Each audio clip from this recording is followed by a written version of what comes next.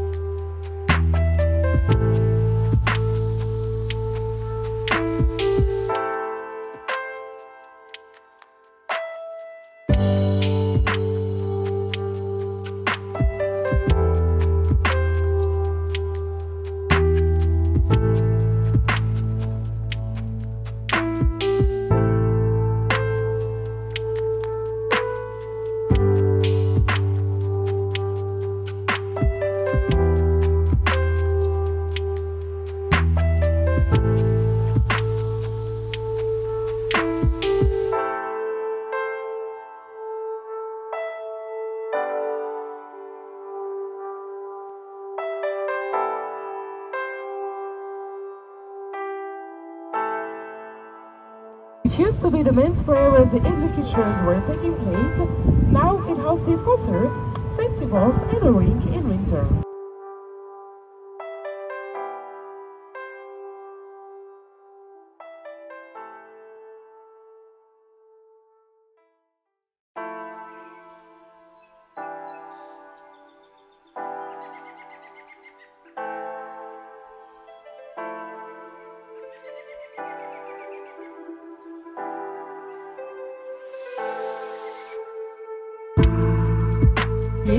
recouverte d'or et elle symbolise la guerre et la culture.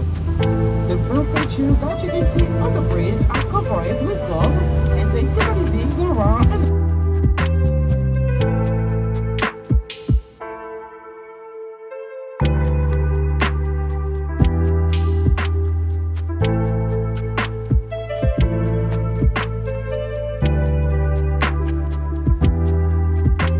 it's interesting to know that at first, Parisian people didn't like it at all. They found it really ugly and they were afraid that it fell down on them.